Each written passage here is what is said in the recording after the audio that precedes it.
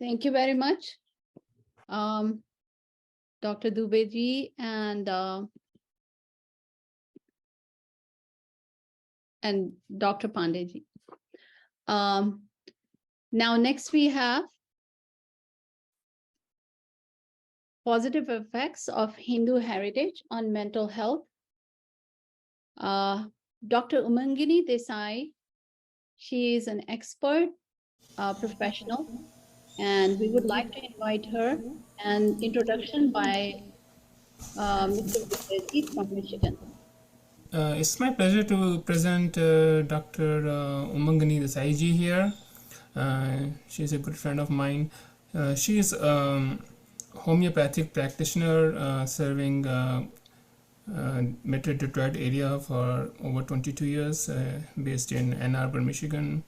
Apart from that, she sings classical Indian music and graduated from Gandharva Mahavidyalaya in Gujarat for vocal and harmonium Hindustani training. She has performed in variety of cultural and Bollywood shows with her Guruji in India and continues to do so in USA. She is a mother of two young children who really believe in Hindu sanskars and heritage. She is associated with Vallabh Youth Organization and Swadhyay. Very great proponent of youth services. She is very much involved into that. She is also into food, nutrition, and most important, she believes in Hindu heritage. It's in her soul. She follows that from her childhood. Her parents taught through all those things, and she still continues with the children. And she contributed a lot during a COVID pandemic, and the community suffered a lot, especially Indian American community here. And she continues to do so, doing like mental health webinars and with back flower remedies, and with that, and breathing practices with other organizations. So here now I welcome Dr. Umangani Desai ji. Please. First of all, thank you so much for inviting me here, Vijay Mishra ji. This is a great honor to be here and presenting Hindu heritage and how I, as a practitioner, found the mental effects, mental health, and Hindu heritage, how they are kind of integrated. If you have any questions, please do let me know at the end, and I will start the presentation now. So, during pandemics, I came across a lot of mental health issues with my clients and my community and surroundings, and how I felt that Hindu heritage, along with my own belief system, helped us fight off with the mental health issues. So the most common sign and symptoms that we see in mental health is anxiety, which is kind of a sympathetic nervous system response in medical term, but it causes a fight or flight response that happens through our vagus nerve. In Sanskrit, we call this vagus nerve as Ansuya Nadi. I heard this word from a friend of mine who mentioned about Ansuya Nadi, and the research is being done in Canada for cardiovascular health, and how the vagus nerve itself was not new. It was already in our culture for many, many years, and how they were teaching us how to do the vagal tone response, which I will talk to you in the further slides. The second one that we mostly saw was depression. And depression happens when people don't feel good about themselves. That happens because of some chemicals are not being produced because of dopamine and serotonin. Fear was happening. What will happen to me? What other things about me, loss of job, control. Some of these are the mental health issues that we were noticing. And that is still a common element that we see now. Insecurity, not feeling secure in our own belief system, and why. So these are certain things that we still, I feel that we are still fighting, especially our youth is fighting, especially our own belief system. And then other thing was the gut brain issues. This is a part of the mental health issues. We will talk about combination of all these in the Hindu heritage in few slides. So the most important thing is our stress response that happens through our vagus nerve. And the vagus nerve is one of the only nerve that goes from our brain all the way to the gut. And that's the cranial nerve number 10. It actually collects all the information from our body and gives it to the brain, and the brain gives a response back to different part of the body. And again, when I'm saying vagus nerve, it's more medical term. We're calling in Sanskrit, it's Ansuya Nadi. So example of the vagus nerve stimulation exercises, the author Stanley Rosenberg came up with this book, and we are still working on this, accessing the healing power of the vagus nerve. How do we actually stimulate the vagus nerve is our own is humming. When we are speaking, humming with the Om or any other shlokas that we chant, it's a part of our pranayam. The breathing exercises that we do, the Brahmari, the alternate nostril breathing. The other thing is simply just face immersion in the cold water when we're stressed. Also, if we remember, like in school, we were always, when you are making some mistake, our teacher always, used our earlobes, and that is also helping our with the vagus nerve toning. Mindfulness is one of the most important thing that it helps. And then I truly believe that our yoga and meditation itself helps our vagus nerve. And I don't think that in this community, I have to explain anything about yoga and meditation. What I would say to our kids and our youth is it's the consistency that matters with yoga and meditation. Mindfulness to our kids that I actually speak for through the Hindu heritage is being in the moment and connecting with one-on-one is so much important rather than being on a digital devices or social media and stuff. These are the things that we know already in our Hindu heritage when we're meditating or when we are really doing the breathing exercises. I would really like to present this video, especially to our community here. And please let me know if you don't hear on your side. The Orient has had the knowledge of this important connect for thousands of years and has succeeded in developing some powerful techniques to help modulate the mind through the body and vice versa. The human body is a miracle in action. The human nervous system is made of more than 100 billion nerve cells. The nervous system relays information from the brain to the body and back. One of the most important command central for bidirectional communication between the brain and body is the vagus nerve. A nerve probably 99% of the population never heard of nor have a clue of its location. So what is the vagus nerve? Vega in Latin means to wander. This nerve wanders around the body, impacting major organs.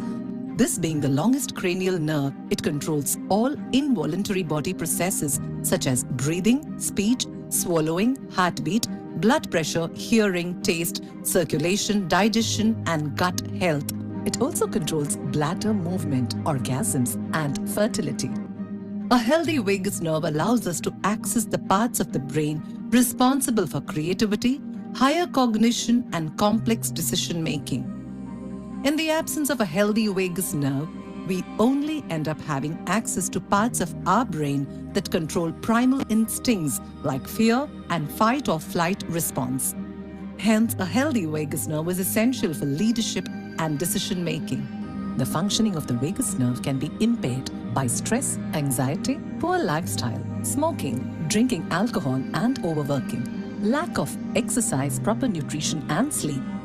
When the vagus nerve is not able to perform to the best of its ability, the body and mind become susceptible to a range of diseases like depression, anxiety, obesity, cardiovascular disorders, hypertension, diabetes, digestive disorders, chronic inflammation, kidney malfunction, infertility, and even Parkinson's.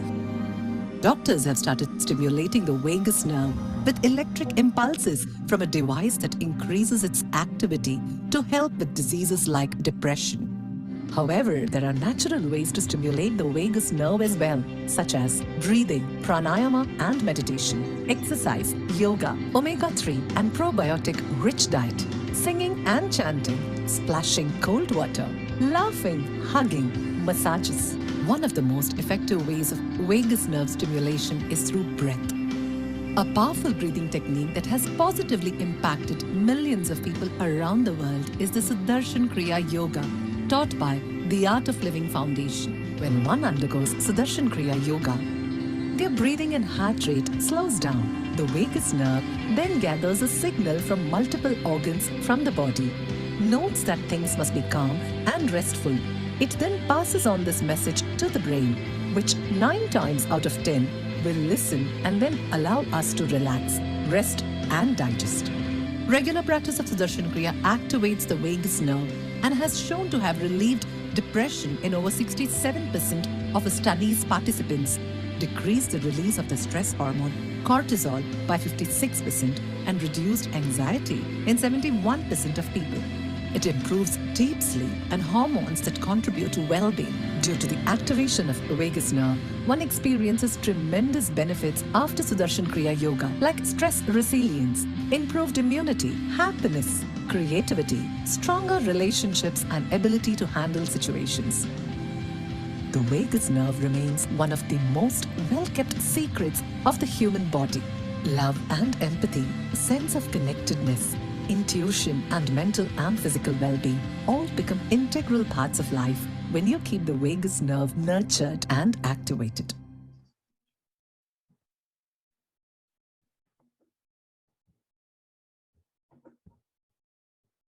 Back to you, Dr. Desai. Thank you so much. It seems like I cannot start the screen share while other is sharing. That's what it shows. Don't forget. Okay, now I can. So thank you so much for your patience. Sometimes the technical glitches. This is something that we all do, but I would like to kind of emphasize how important the pineal gland activation is, especially when our children, when we ask them to do certain things, especially, do the bindi or why we are meditating and why we are focusing over here. I feel like if they understand the scientific reason behind it, they are more prone to actually doing our Hindu meditation. So pineal gland, which locates right in between the eyebrows, which is our 6th chakra, and it keeps us kind of always in check. It's like our antenna from good and bad. So during meditation, we focus on our 3rd eye, and the stronger the meditation we do, it actually helps us with our chakra, where we stand from the 1st to the 7th chakra. The way how we activate in Hinduism is we keep the bindi, and that activates our pineal gland. It contracts it and it helps check our peripheral vision. Similarly with males, they keep the tilak on the 3rd eye to activate this gland. So the whole reason why our kids are nowadays, they're asking us questions, why do we have to do this? And we know we have such a rich culture, but now if clinically or scientifically, if we can teach them that this is why and these are the benefits, if we know, then they are more prone to do certain things. And how already the mental health illnesses that we see in our kids, like ADD, the ADHD, and how they cannot focus by just doing simple meditation, how it can help, which is already in our culture.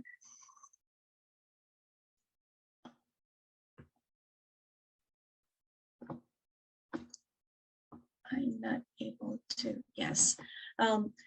So for me, when I was going to my medical school, during that time, something that really helped me get through the stress was Indian classical music.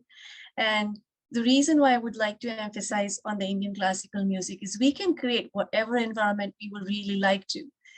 If we want to be happy, we can create that particular raga, that music that also helps, which is, again, when I did my research, I found out that all the ragas were in our own scriptures, and ragas were really originated in some Veda.